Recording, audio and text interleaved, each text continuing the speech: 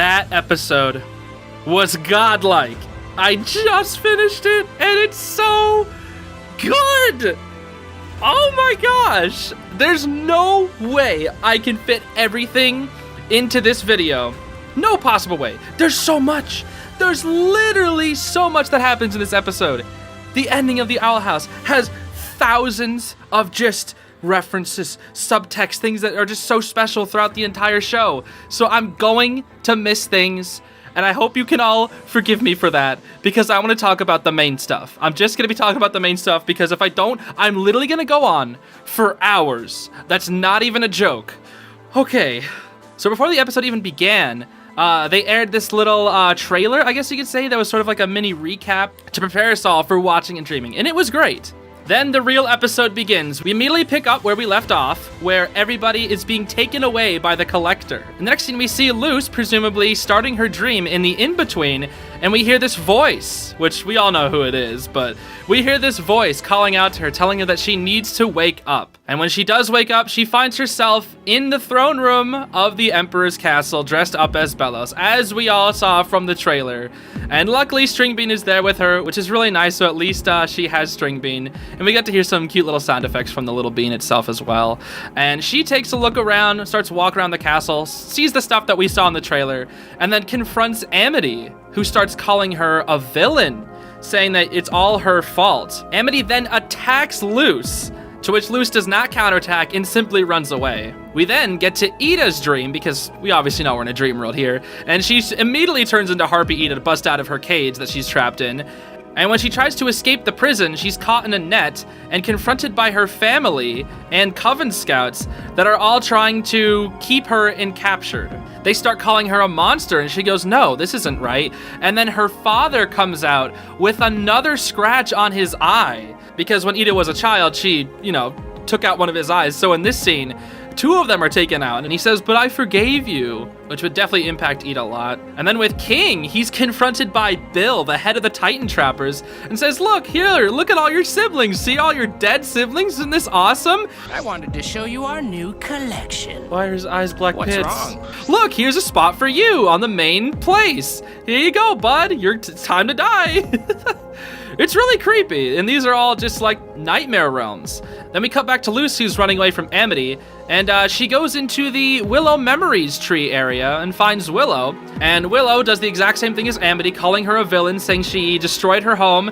And while running away from Willow, she goes to Gus, who is in his Grom outfit, and he's hosting basically Luz and saying like, oh, she's so trash, dude. She's the villain here. She's the real villain.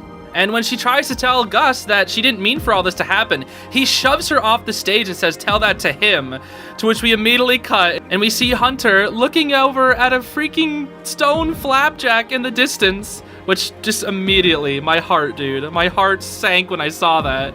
And he goes on this monologue about how Flapjack was his best friend, and he even calls Luz out for having it all. Like, why does she get to keep her palisman when he has to give it up? Because he helped her. By helping her, he lost his palisman and Luz gets a palisman. Like, that's just not fair. The rest of the gang then join up with Hunter and they all confront Luz together, to which Amity then challenges Luz to a witches battle. And we all knew that this sounded off at first. Even Luz immediately caught on. Knowing that Amity would never misquote Luzura, she immediately realizes, hey, this isn't Amity. And I really like this touch because Amity, I feel like, said that on purpose. I don't think this is the Collector misspeaking. I'm pretty sure this is Amity giving her keys. Because later we see that Amity, through sheer force of will, can just like overcome the Collector's control. But anyway, once Luz realizes that these are all fakes, she's like, all right, bring it on. I'm ready to attack. And then we can actually see at this moment that they get unpossessed for a second, and then they all know, hey, Collector, he's the one controlling us. So all this stuff that we see in the trailer seems to be resolving pretty quickly, which is honestly really nice. Amity then says the line from the trailer, you turn on the light, which is basically handing her the light glyph, which is the secret to waking up from this control. Which at first I was like, okay, that's a little convenient. The light glyph can just stop that, but then it kind of makes sense later when we learn a little bit more about the glyphs. So thanks to that, Luz is able to wake up, and right by her, we see that Ida and King are also being controlled by the Collector, being put through all these nightmares. And she uses light glyphs to get them out of their control, and we get an adorable reunion scene. It's so cute. And then we immediately cut to the Collector, who's complaining about how, hey, I don't want to do this. King's gonna hate me if I keep doing this, which I really like because it doesn't show that the Collector is like holding a grudge or like that he's angry at them. He wants to be their friend, but it's possessed Rain who's the one telling him to do all this. Or I guess I should say Bellows. But anyway, Bellows tells the Collector, why don't you just wipe them out? To which the Collector says, again, I just want to be their friend. I don't want to hurt them. But my powers wouldn't work on King regardless. And then Bellows is like, what? The dog? And I like this because he didn't know. He actually didn't know. And then the Collector reveals that, yeah, he's a Titan. And then goes even further to say, hey, you know that big old beating heart in the castle? Yeah, aren't Titans just awesome? And this literally implants the idea for Bellows to be like, yeah, I don't need Rain as a vessel anymore. Rain's powerful, but the Titan, bro? The Titan? That's where it's at. And we all knew this was coming, which we were all, oh, it's so cool, dude. It's so cool. We're gonna get there. So Bellows suggests that the Collector go and play with Luz, Ida, and King themselves, while Bellows takes the little warp star to fly around with and heads down toward the Emperor's castle. When the Collector then confronts Luz and the others, he goes on and talks about why King is choosing the spiders, quote unquote, itsy bitsy spiders, humans, whatever. It's another way of saying like they're just things, there's toys. And basically, we figure out in the scene that the Collector doesn't really have, like, empathy or doesn't really know what morality or death is. They can't really comprehend that. Like, when a toy is broken, he can just fix it. He doesn't really know these things because he's like an immortal god thing. But anyways, as we know from the trailer, they start playing some games. Before we get to the games, though, we see Rain is going absolutely crazy trying to get Bellows out of them. But Bellows' will is just too strong. In the next scene, we get to the archives where we can see the rest of the gang kind of just sitting there as puppets, so they can't really do too much, but we start to see that Amity moves through sheer force of will. We then get back to the Collector and Luz, and they're going through all the Collector's games. There's Pac-Man, there's Marbles, there's Jenga, all sorts of silly little games that perfectly encapsulates that the Collector isn't really trying to hurt them per se, but if they end up getting hurt, it's like, oh, it's whatever, I can just fix them later. But luckily, they're able to overcome these games. Luz is able to stab the Collector's tongue with String Bean when he eats her. King's able to roll his marble and make the Collector trip over, and Ida's able to use her Harpy Ida powers and blast the Jenga tower back onto the Collector. Then, after seeing Luz, Ida, and King's teamwork in action, he just sort of gives up and starts crying. It's really sad, honestly. I just wanted to give a big ol' hug at this point. To which Luz immediately tries to go over to the Collector to start befriending them. Ida's a bit hesitant, but King's like, nah, if anybody can do it, Luz can. And she gives a big ol' smile to that. And it's in this scene when we finally get to hear some more lore about the Collectors, or I guess they're called the Archivists. They're the Collector's older siblings, and they basically said, hey, why don't you go down there and play with all the Titans and whatnot? And he was like, okay, I did. So he goes down and plays with the Titans on the Bowling Isles, or this planet, I guess. And he has a good old time. He says he especially liked the baby Titans because he got along with them so well. But the Archivists were scared of the Titans' powers, so they started taking them all away. And then the final Titan, King's dad, the Boiling Isles, seals the Collector away in fear that they were the one causing all the Titans to disappear. So the Collector was just a victim. It was just all a misunderstanding, and it's so sad because he was lonely all this time for something that wasn't even his fault. He goes on to say that, oh, I showed them, even after everybody lied to me, I still found King, the last Titan, and now he's my friend. And he says, I don't even care if it's a pretend friendship. I'll keep pretending as long as I want. To which Luz responds, you don't actually want that, do you? And he's like, what do you know? And this is when we get the start of the scene where Ida, King, and the Collector, they're all like, yeah, we were all outcasts. We know what it's like to feel lonely. And this starts the connection that really helps the Collector grow. To prove to the Collector about their friendship, they decide, hey, why don't we show you, like, actual proof of our friendship? To which Luz pulls out a bunch of photos that I guess she just has on hand, and she's gonna show them to the Collector. But before that, we cut back to Rain and Bellows, and Rain is absolutely fighting back against Bellows, doing really well. But Bellows immediately gives up. Once he's gotten down to where he needs to go, he gives up on Rain and makes his way to the throne room. To which Rain realizes, oh no, I gotta do something. He's gonna take over the Titan right now. Then Bellows, sneaky as he is, hides underground, ambushes Rain from beneath, bites their arm, and then keeps part of the goo to suffocate them while the rest of Bellows, aka a head arm and like half a torso, and he just going straight for the Titan. And then Rain reaches out towards their instrument, going for one last attack to try and stop Belos, and they nearly succeed. The tiniest little goop makes it onto the heart of the Titan.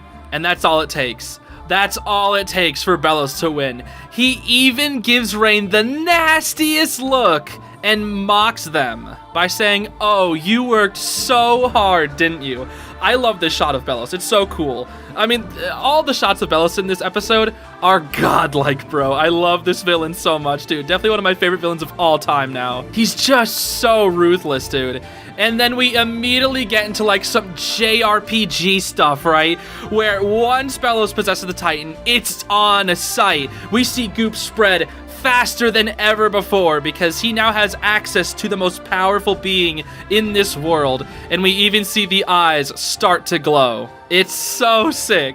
Back in the archives, Amity, through sheer force of will, creates a light glyph, even in her puppet form, which helps wake up the rest of the crew, and they realize that pretty much most of the other people in the Boiling Isles have been trapped here. And they even see that Camilla's there as well, and they start trying to go to help her. We then cut back to Luz and the Collector, where they show the Collector the Owl House at first. They talk about how they all first met, and it's a really heartwarming scene because I love this little part of the episode because even though it's so tame, it's so good in more ways than one, because not only do we get to reflect on Luz's entire journey, but it's because of the reflection through this journey that we not only get to re-experience the entire Owl House, but re-experience the lessons and growth that all the characters went through, and we get to share that right with the Collector. The Collector then sees a photo of the Grudge match and is like, "Ooh, that's a game. That game looks fun. I want to go there."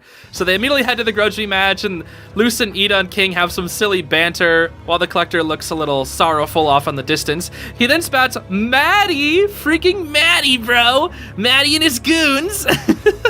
And once the Collector's like, "Hey, want to be my Grudge friend?" and like the creepiest little smile, but also adorable, Maddie runs away just immediately, which is perfectly in character for Maddie. Oh my gosh, I love Matt so much.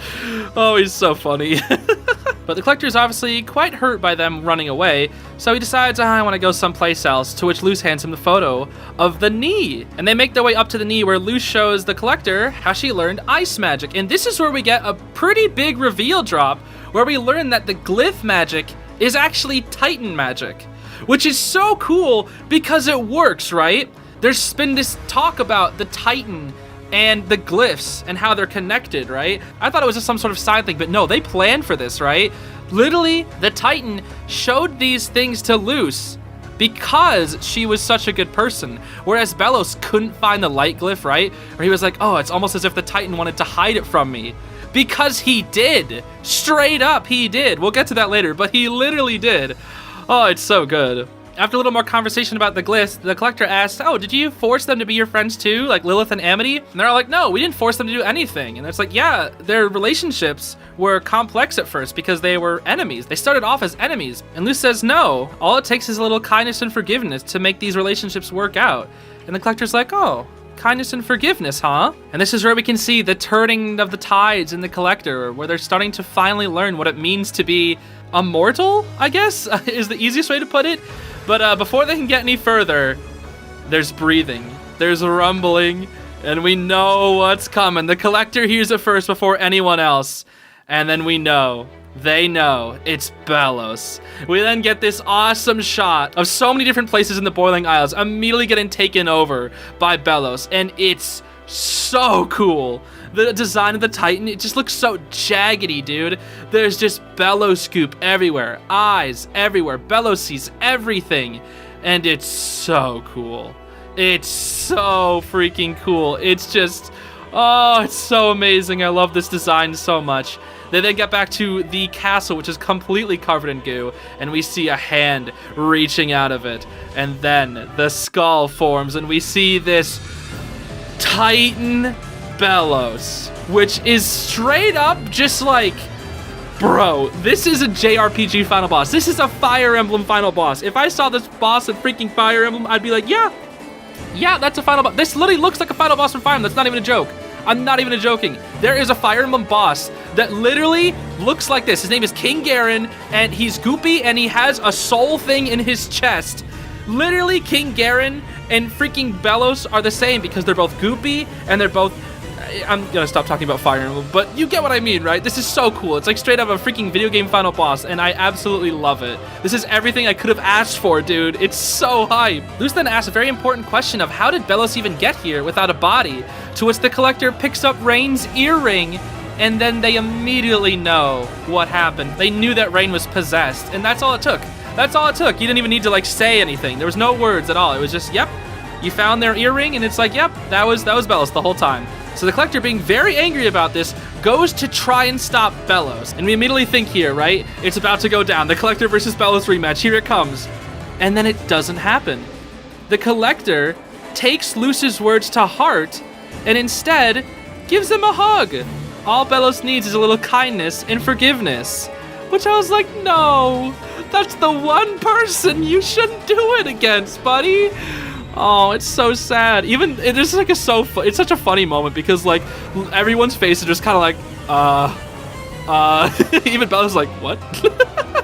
It's so funny, but oh my gosh, the second the collector turns around, Bellos takes his shot. He charges up his stupid freaking JRPG final boss beam, and Luz rushes in to save the collector, and she barely makes it in time, defending the collector. And then the collector, which, this scene is so cute, starts being so sad, like, what? But I thought I was doing the right thing. Luz then responds by saying, no, you did good, but this is a little more complicated, because she literally did say, back up on the knee, that these relationships are complex. And then she says, don't worry, collector, I think it missed me. But it didn't.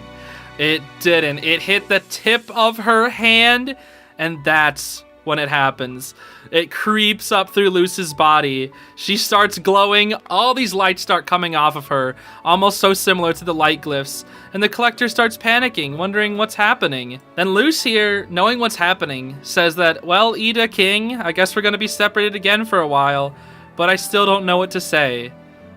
And that hurt. That, like, was so painful right there. She doesn't know what to say. Luzura would know what to say in that moment, but she didn't. And the fact that she accepted it so fast, it's like she just mentally prepared herself. That's like, yeah, this is an ending that could happen to me. I could just fail. And at that moment, she just accepts it. And after being completely entrenched in this, I don't know, Bellos coral, I don't even know what to call it, she completely disappears, evaporates into these little lights. String bean falls to the ground, and oh man, the lights start traveling across through the entire Boiling Isles, and we can see the impact of Bellos everywhere. We even get a shot of Hexside with Maddie and the others, where we can see Bellos slowly creeping in, making his way inside while the lights are passing through. The lights then make their way all the way up to the archives, and when it passes by the gang, they're like, oh, I wonder what that is. But then especially Camila, we can see her tears, and that hit me so hard because it's like in her heart she knew that was Luz. And that hurt, dude. That really hurt. That moment right there, seeing Camila. Oh, it was so sad. And that's not all. Ida and King, upon realizing that Luz is gone, oh man, Collector tries to bring her back. Like, oh, like the toys, right? I can just fix her, no problem. Snap, snap. It doesn't work. And they're quite confused. Why isn't this working? Why can't I bring her back? And that right there is a really good lesson for the collector to learn. While the collector is busy panicking over Luz, Bellos takes his shot, goes for his beam, and King rushes in to save the collector. And we know at this point that he wasn't possessed. When I first saw this in the trailer, I was like, oh, maybe they're under the influence of like some thing. I don't know what's happening here. But he's not. That's just King defending his buddy. We even see this ball that he defends him with, which we'll get on more later. This strange ball with a bunch of glyphs on it. Ida then says, move out of the way, kid. I don't think I can control myself anymore. And with their tears, we see Ida and King team up to try and take down Bellos. Both of them using the utmost of their abilities. Ida with the Owl Beast form, and King with his Titan magic. And it's so good. And we see that King is mainly just maturing here. He's not like being possessed by the collector. This design right here is just him getting older, I guess, or just fully embracing the fact that he can use Titan magic. We then get back to the collector, who loses grip on the last little ball of light that they caught before Luz disappeared. We follow this light into the in-between realm, where we see Luz sinking into nothingness. She says, oh, I know what I should have said. I should have thanked them. And at this point, Luz gives up, but she is pulled out of this water, I guess, by none other than King's dad, the freaking Boiling Isles Titan himself. And oh my gosh, I love this character. He's so funny, bro. He's so good. And he has like just a few minutes of screen time. I love him, dude. He's so good. Oh, this is the perfect moment in like the hero's journey where things start turning around, where the JRPG hero falls and then is brought back by a god or something. It's like, I swear, this is like the climax of so many video games that I've played. It's like Fire Emblem, guys. Okay, I'll shut up about Fire Emblem again. But anyway, we have King's dad. Hootie is in his right eye. I don't know why. I remember when I saw that on the freaking poster, I saw something sticking out of the Titan's eye. And I remember I recorded, I was like, oh, that kind of looks like Hootie. But I cut it out of my trailer analysis because I was like, nah, surely not. Why would it be Hootie? Because I zoomed in, I didn't see like a Hootie face. So I was like, that's probably just like part of his hair or something. But nope, turns out it actually was Hootie. And I'm so mad for cutting that out, but whatever. I absolutely love the drip that King's dad has on. A freaking old man bathrobe. His pants are like glyphs, but it looks like something straight out of like, I don't know, Hot Topic or something. And his bad girl coven freaking t-shirt. Oh, it's so good. It's so funny. They then start having this whole long conversation about like being stuck in the in-between realm where it's like, oh yeah, I've been stuck in here for a while, watching over my son and all the people who are connected to his life. So he knows about Luz and pretty much everything that King and Ida and everybody else are up to. And that this world is an in-between of like every single realm. And then we get to a really nice scene where Luz is able to sort of overcome her doubts about herself, where the Titan confides like, oh yeah, I made the mistake of blaming the Collector and sealing them away. And Luz is like, well, I made mistakes too. They sort of both confide that they both made mistakes. And she asks, does that make us as bad as Belos? And then he's just kind of like, what? What are you on? Are you on Ida's apple blood? Like straight up, he actually says that.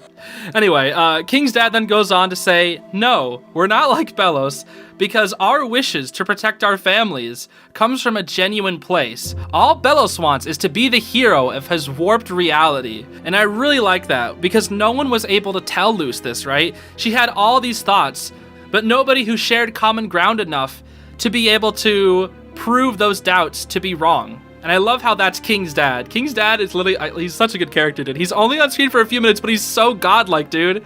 After this conversation, though, we start realizing that King's dad is disappearing because Belos is affecting his actual body, the Boiling Isles. This version of King's dad is also going to die. So he's like, well, are you ready to fight Belos, save the world? Because you better be, because I'm giving you the rest of my life force. And that's so nice. Because he's like, you helped King out so much, let me use the last of my life to help you. It's so nice. We even see all the glyphs on his hands just immediately just become, they just exist. So that's just straight up the Titan magic. That's his magic, dude. It's so cool. It's so freaking cool. And this is where such an important scene happens, where Luz asks, are you sure you want to give this power to me? And like, there's so much subtext here, dude. I wish I could go over all of it. But he says, well, you look like a good witch, which is a reference to Good Witch Luzura. And he's like, well, then there's no one else here as well. But it's up to you to choose. Will you choose yourself? You have to choose yourself. No way. And I was like, bro, you can't do this to me. Because Ida, back in episode, 2 or whatever, she was like, you have to choose yourself. And that is echoed all the way to this episode. You have to choose yourself, Luz. Gosh, it's so darn good.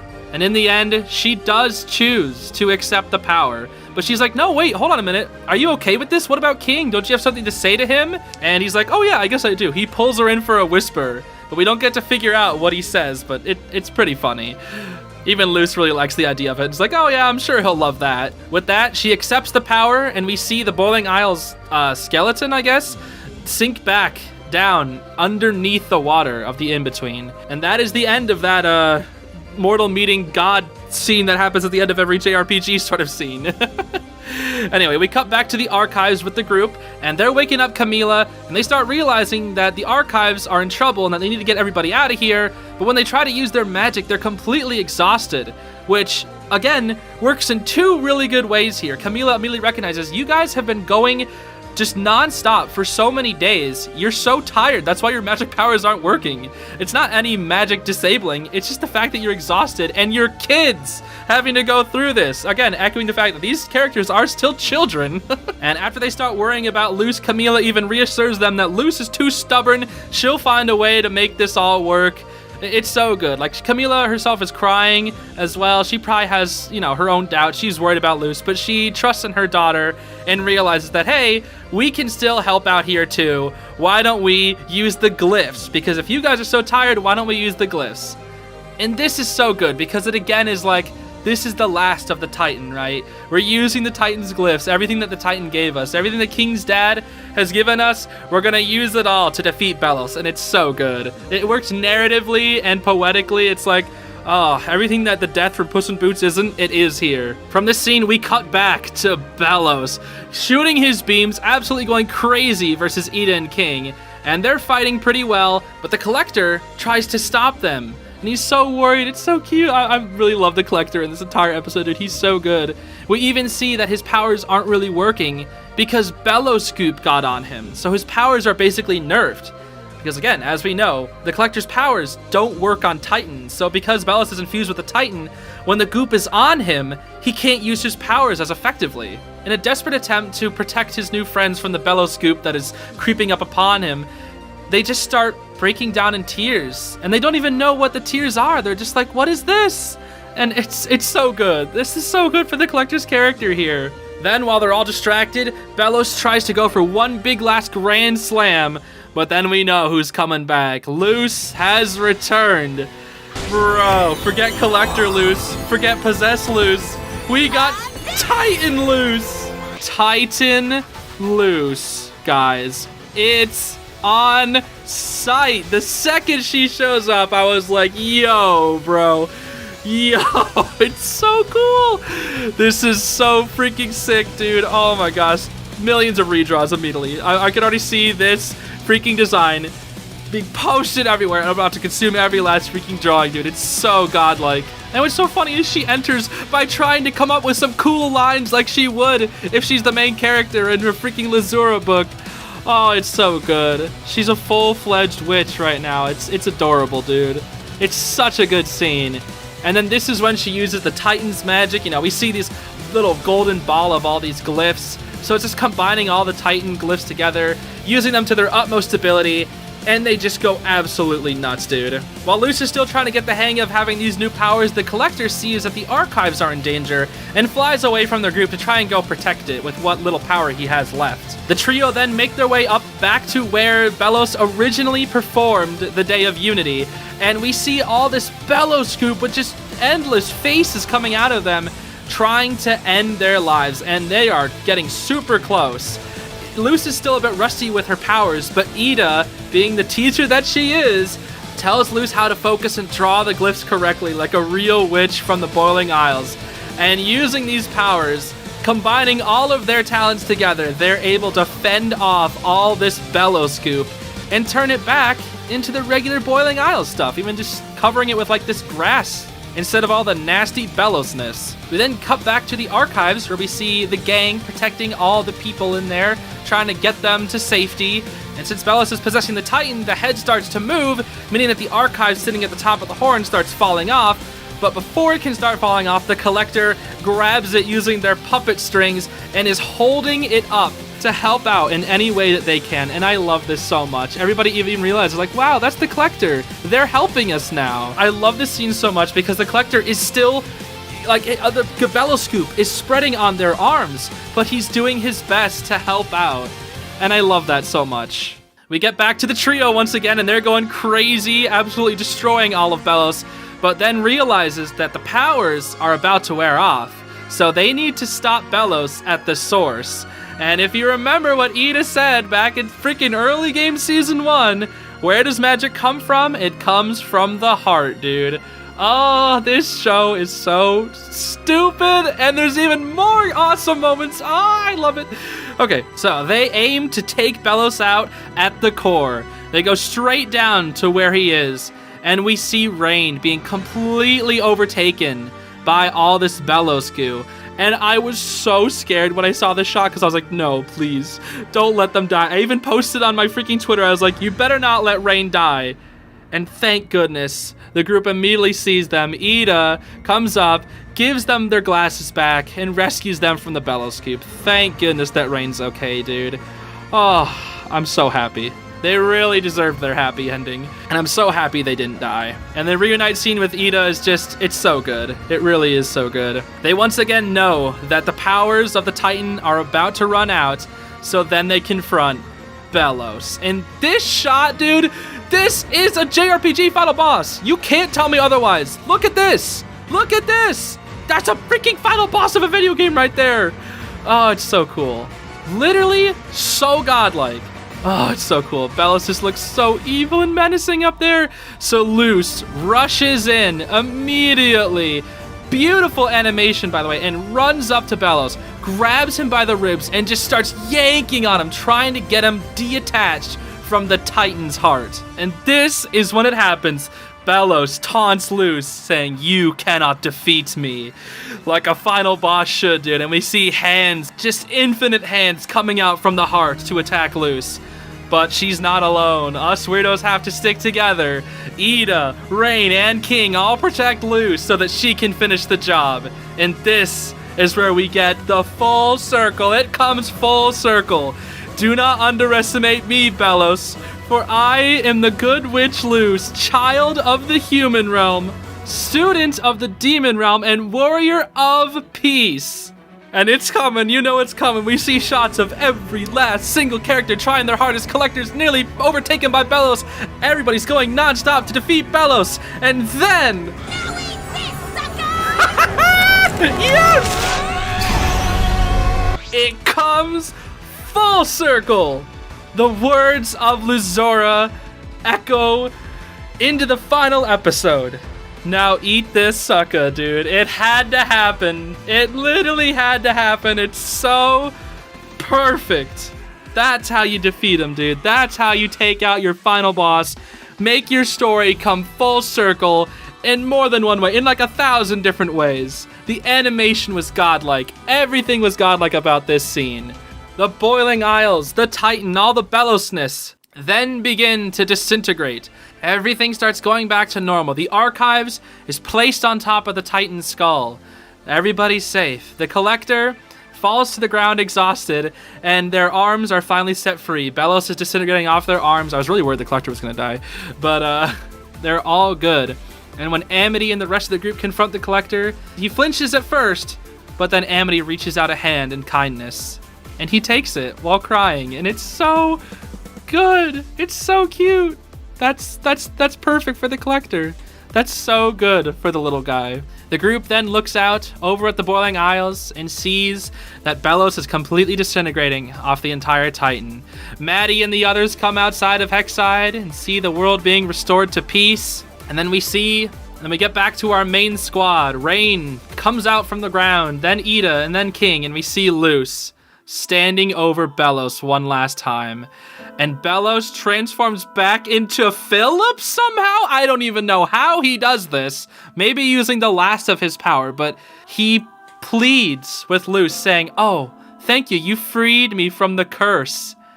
And this is just, you know, she knows, dude. She knows that this is all just one big lie, bro. Bellows never stops. He never stops. He pleads with Luz, human to human, the only two humans, well, I guess Camila, but the only two humans right here, the two ones with the most influence on the Boiling Isles. But Luz isn't having it. She stands there, just watches him, saying nothing. He gets on his knees, and then the boiling rain happens, and starts revealing his true form for what he really is inside. He is not Philip. He is not Bellows, he is simply a monster, and his face melts away, and it looks so cool. Gosh dang it, dude, Monster Bellows is the greatest thing this freaking show ever had. Such an awesome villain. And when he pleads with Luz for help, Luz could defend him. She has the power right now to do it. She could help him out. And he keeps walking toward Luz, grabs onto her leg with the last of his power, and says, "We're humans. were better than this. And in this point in time, neither of them are humans. Bellows has gone completely beyond humanity to an awful, evil murderer, while Luz has embraced her inner demon realm by literally having Titan Luz right now. And it's so good. All she does is step away. She just takes one step back. It's like, nope, I'm not listening to you, Bellows. And at that point, they could just let him rot. He did this to himself. He could just die to the boiling rain. But no, Ida, King, and Raid come up and just they just stomp on him till he's gone, dude. Oh my gosh. Putting him in his place, stomping Bellows into the ground, and that's how he dies. That's how they finish him. They even just complain like, ew, some got on my foot. That's how he goes out. They straight up kill him. They don't let him die. They kill him, dude. That is how you finish off your villain, bro. Bellows. What a villain, bro. What a villain. Oh, he's so good. Literally never stopped once. Gosh, it's so good. At this point, after Bellows is gone, Luz, all the powers come back out of her, and we see the Titan of the Boiling Isles roar one last time. And King gets to see his dad, sort of, for the first time. And when Luz falls from the sky, the trio come over and catch her. And then they just sit down on the grass, just in disbelief of what happened, of relief of it all being over. So many emotions probably flying through their heads right now. And then Luz passes on the message from King's dad, and it's, I loaf you. Bread puns, bro. Bread puns! Like, that actually became important in the finale, dude. Oh my gosh, what a callback. So many callbacks to the beginning of their journey, the early episodes of season 1. It's so funny, dude. And this is where Luz's final narration of the Owl House begins. We start to see everybody in the Boiling Isles back in their sort of original state. There are some things that have changed thanks to positioning of the Titan and whatnot. But the Collector helps everybody out, getting out of the archives, you know, turns them all back to normal. And everybody starts reuniting with their families. Amity rushes over to Alador. Thank goodness we get Alador in here. They have a nice little family reunion. We can even see Odalia standing off to the side. And that's it. That's all for her character. That's the last we see of Odalia. And for good measure, that's it. That's the last scene. They don't give her anything else, and she doesn't deserve anything else except for standing off to the side. That's it. That's all you get, Odalia, you trashy human being. Gus reunites with his father, very sweet, even does some little pranks. Willow reunites with her fathers, and then while Hunter looks away, very somber-like, since he has nobody, Darius comes up and pats him on the head. Eber comes up on his shoulder. I loved that so much. It's like there's his family, dude. I love that they, you know, came full circle with Hunter and Darius as well. There's so many parallels between Darius and Bellows as well. Oh, it's so good. And he even shows the wolf shirt to Darius, and he's like, ooh, not bad, not bad. Wolves? Well, what are wolves, though? Oh, it's so good. I'm so happy that they got that scene. We even got Princey B coming back, dude. Scar's freaking people are back, too. Everybody's all safe. We even get a shot of Tibbles also, only from the back though, not that I care. We even see Terra and the other Coven heads sort of reaching toward the empty throne. They're like, oh, well, why don't I take over the Boiling Isles? But Darius and Eber are like, that's not happening. You best step off that throne right now, dude. It's so good. We even get a nice scene with Katz and Steve confronting these Emperor's Coven soldiers, and they all throw off all their masks, so it's nice to see them getting their face reveals and whatnot, and, you know, being free from Bellows' control. Back at the Owl House, Eden, everybody starts resting on the nest even, and the Collector comes by and says hi, bringing the entire gang back together. Everybody's back together. Amity and Luz get their reunite kiss. Camila comes over and they have a nice family hug. Ida and Camila finally meet. No words spoken between the two, but they finally meet, and Camila just pulls them into this great big hug because she knows how important they are. The Collector also goes up to Lilith and gives Hootie back to her, and they have their reunite scene, and we get what I want to call Beauty Hootie. Yas, slay, all those other terminologies. Queen, gaslight, gatekeep, Hootie boss. I don't even know what I'm saying, but Hootie's back, dude. You'll love to see it. My boy's back. Oh, it's so good. And then we learn of the Collector's fate here. The Collector did find Francois and gives Francois one last hug before giving it back to its rightful owner, to which King is very happy about, and the Collector decides that they need to return to the stars to do some more growing up. They have a lot of growing up to do, that's for sure. But this scene nearly brought tears to me, dude. I didn't cry in the finale, but this scene almost did it, dude. The Camila tearing up when Luz, quote-unquote, died earlier, that nearly got me to tear up. This scene did too. But when King learns the Collector is going back home, he gives him Francois. And that's so nice. And even lets the Collector know that I hope I see you again one day, and gives him a hug. And we see the Collector just having this nice little adorable face. And I'm so happy that the Collector had a good ending, dude. I was really hoping they had a good ending, and they did. It is then revealed that with the passing of King's dad, glyph magic no longer works. Luz studied glyph magic. That was her main way of using magic in the Boiling Isles, being a human. And now she can no longer do that. We even see tears coming from her. This chapter of her life comes to a close. But as she says, a new one is birthed, where she puts on her hat and gets String Bean back in the staff form, and we see Luz starting a new chapter of her life, which immediately cuts to a Luzura figurine. And the second I saw this, I was like, time skip, time skip, time skip. And then I see Luzura picking up the Luzura and putting it in a box, and I was like, this is time skip, bro. This is time skip, and it is. We have a time skip of what I believe to be 3 to 4 years. And we see that Luz actually went to Gravesfield for her high school. And at first you're like, huh, I guess she went back to the human realm. But then it starts panning to a bunch of little pictures, which are all really adorable. To a bunch of times with all of her friends. Ida showing Camila Appleblood probably has to be my favorite of this. And then Camila walks in, and she's like, oh, it's time to head off for college, I guess. Remind me, what major did you pick again? And then, of course, echoing Luz back in Season 1, once again, she picked all of them. And it was revealed that she does not go to college in the human realm, but in the Boiling Isles. She's going to the College of Wild Magic. And we see Luz's new time skip design, which is awesome, dude. She has this new, I want to say, eyeliner, I guess? She has Amity's necklace on her arm. I think she has like a little String Bean tattoo or something. Something there. And String Bean is still with her, of course. And she keeps her fluffy hair kind of from the Season 3. I love this Luz design. It's peak, dude. And we get so many godlike time skip designs that it's not even funny.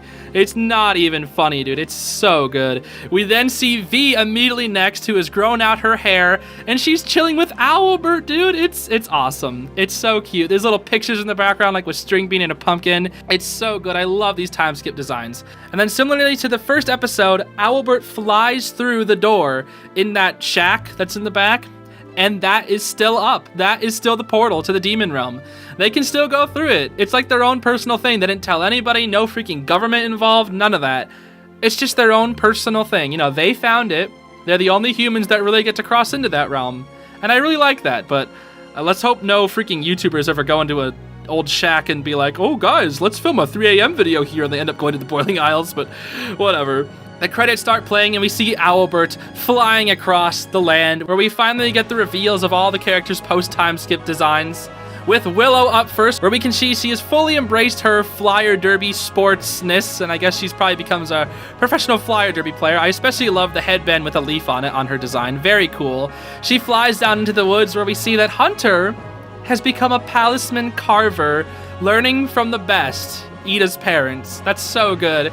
And that he has a new palisman, some sort of bluebird. And shortly after the finale, Dana confirmed on Twitter that this bird's name is Waffle. That is adorable. It's nice that he has a new palisman, but we'll always remember Flapjack, of course. And we do indeed see Flapjack here. Hunter and Willow then start running through the woods hand in hand, so we definitely know that they're canon. And we see Flapjack's grave that says, "Thank you for finding me, H," from Hunter, where Willow uses her plant magic to grow some flowers for old Flap. So, Flapjack, will forever live on in our hearts, dude. The only person who fell. The only 2 characters, I guess I should say. Well, 3. There are 3 characters who died in the Owl House. Flapjack, the Titan, the Boiling Isles Titan, and then Bellows. The 3 characters who died. Hunter and Willow then make their way to Hexside, where we can see there are plans to rebuild this place. And we see Lilith's time skip design, which is awesome. She's like a researcher. And Hootie is with her too, so Hootie and Lilith are always together. We then see Amity coming down on this very strange abomination new flight thing. I guess Alador's been hard at work. We'll see more of that in just a second. And we see Amity's time skip design, which is awesome. She's combined 2 of her hair colors, where the back end is sort of green, and then the other half is the purpley, pinkish, whatever color that is. I don't know what it is. But it's nice to see Amity's new design. All these new designs are so fire so far. And I imagine that since Amity has a little book with her, that I imagine she also becomes a writer as well. She starts writing books, because if you look at the cover, it looks like the story of, the Owl House that we just watched. We also see that Maddie has joined the construction coven, which is awesome, so perfect fit for him. And then we also get the reveal of Harpy Lilith. It happened. It literally happened, dude. So many things happen in this finale. It's so cool. We get Bump tending to his garden, which is awesome. We get freaking Principal Bump. That's right, everybody. I got a freaking Hootie accessory. Oh, I gotta love the Bump, dude. Our boy Princey B winking to Hootie, dude. It's so good. And then we get to Alador, who has continued his research in removing the Coven sigils. Got some really cool gauntlets going to work there. And we even get Darius and Alador. So we know in the background, these two have always had some beef, right? People think that they're exes, They think that's a thing. But in this scene, Darius is sort of shaking Alador like, whoa, whoa, whoa, we actually did it. We actually removed the Coven sigils. And then Darius is like, hold on, wait, this is my ex, probably. It's so good, dude. So there might be something there, Darius looks a little flustered. There might be something there. Regardless, it's so awesome to see that Alador has continued his research in really good ways. We also get post-time skip rain design, which honestly is fire. So good. They still have the marks of Bellows, but I actually really like that so much. Their design is fire, dude. All these freaking time skip designs are so cool. We even see the background Hexside students getting designs. It's awesome, dude.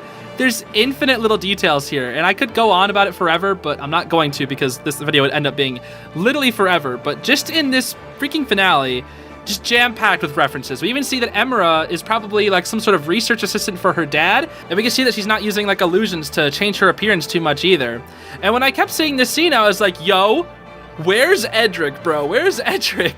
I don't know. It's really nice getting to see all these characters coming together. They really have their happy ending. And after some more shots where we can see what the new Boiling Isles looks like, we can see the University of Wild Magic. This is so good, dude.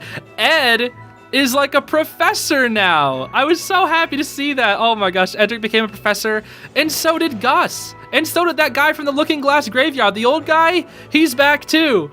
But Gus, dude, his design looks so good. Seriously, dude, these time skip designs are so fire. He even pulls out a paperclip referencing how he likes human stuff. He's literally teaching a class called the Demon Realm Human Realm Exchange Program.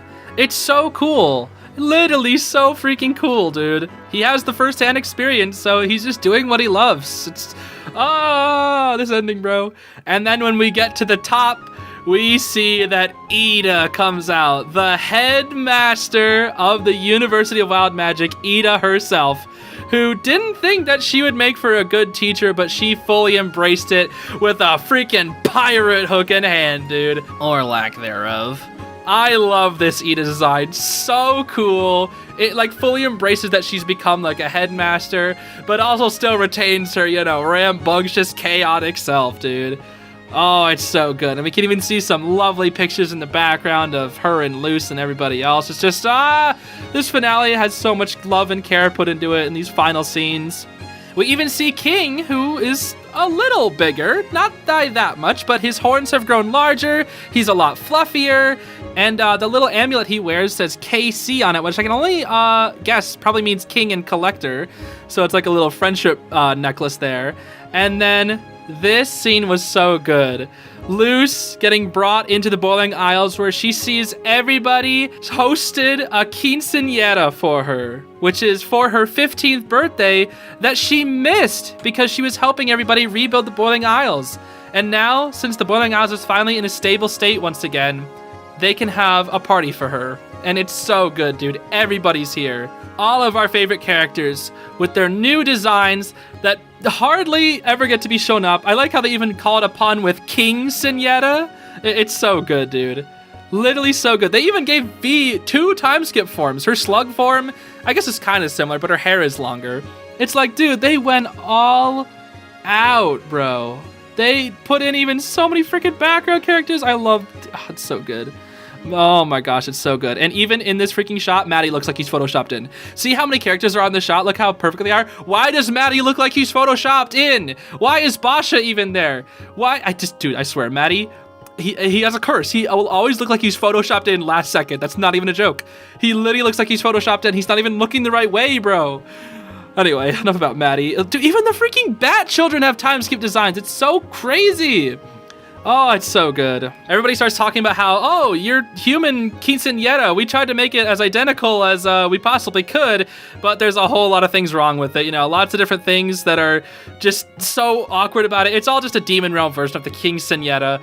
And even the Echo Mouse is back, bro. It's like, bruh. They brought back everybody, dude. It's crazy. Steve also just has a bunch of spiders crawl on him. It's insane. Literally, there's so many details in every one of these single shots, and I encourage you to just watch the freaking video for yourself and just look at them all. It's so beautiful. And we even see that King has discovered his own glyph magic.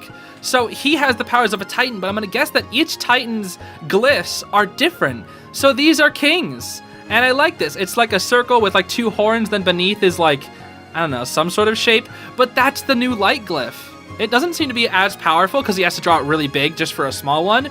But he's working on it, dude. He's developing his Titan powers. And they're like, oh, well, guess you have a new Titan glyph language to learn now, Luz.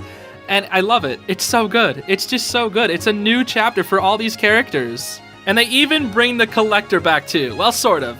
King says, hey, the Collector was in the area, and he wanted to do something special for this quinceañera, to which we don't actually get to see the Collector, to which he makes this beautiful shooting star, which everybody watches with glee. We get a big old shot of everybody looking hand in hand. It's so good. And then Luz gets to tell Eden King what she wanted to earlier, says thank you for everything. You know, literally what she wanted to say early in the episode, she finally gets to say that.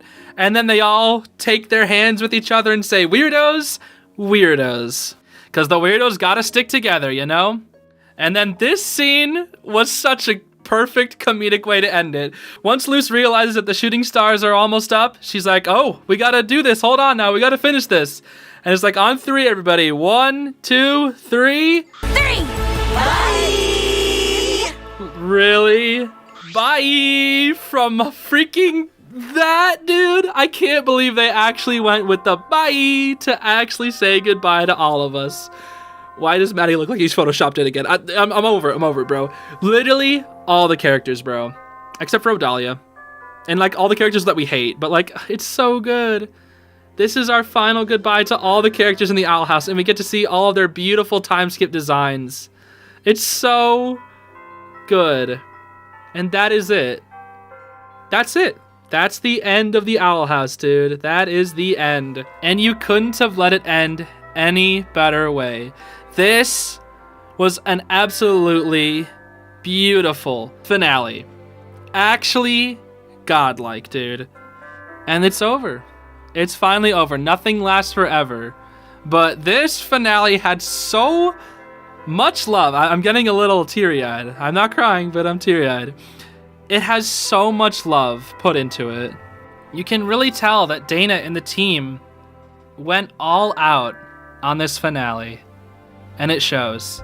It really shows. And just like on a personal level, dude, as somebody who has experienced similar stories, like I kept screaming about Fire Emblem, but it really just kind of gave me those vibes when it came to Belos being like this huge, you know, monster Titan. I kept wanting to see, you know, I made that freaking theory video however long back about Belos possessing the Titan, and it happened. It happened. That was the perfect way to do it. The stakes could never be higher, dude. And just the emotional beats were all there. The Collector was such a good character, never a villain. Just a misunderstood kid who just didn't understand the world. And Luz's journey of all her growth was perfectly foiled into the Collector. Like those two characters are literally so good. They're so good. They bounce off each other so well. And Belos as a villain, just never stopping, never giving up, going to any length necessary to win. And just the flashiness of freaking Titan Luz and the callbacks, the infinite amount of callbacks, dude. And then the time skip designs, bro, how fire they are, and how everybody's living their best life, embracing just everything that they love. It's so good for these characters, man. And I know I need to end this video, but I just don't want to stop talking. I'm going to be streaming later today to talk about the finale with you all, because it's just so darn cool. If you want to watch the live stream back, if you're watching this in the future, definitely go check out the link down in the description below. I'll link it, because we're all just going to be talking about the finale and freaking out and just sharing our thoughts. It feels so unreal, I guess. In a more personal way, I've invested so much time into this show, similar to what I did to Amphibia, and it's been nearly a year since I started this channel, or I guess reset this channel. And now I'm sitting at 72K subscribers. And it like the growth that I've gone through with this show is just really something on a personal level. And even just the last 3 weeks, doing the Hunger Games, doing the 2 video contests, doing all the other things for my other channels, I burnt the candle at both ends for 3 weeks. And today was like the finale, right? Everything ended today. So weirdly enough, like all the jobs that I had to do across all the different things, it all ended today. It was just like the perfect finale. And in just 4 days, on the 12th of April, it'll be 1 year that my channel has been around. And it's like perfect timing, dude. It's so poetic for me, at least, I guess I should say.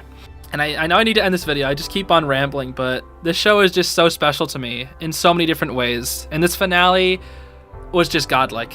It was just godlike. I'm sure I'm not going to be stopping making any Owl House content for quite a few more months, because there's so much left to talk about this show.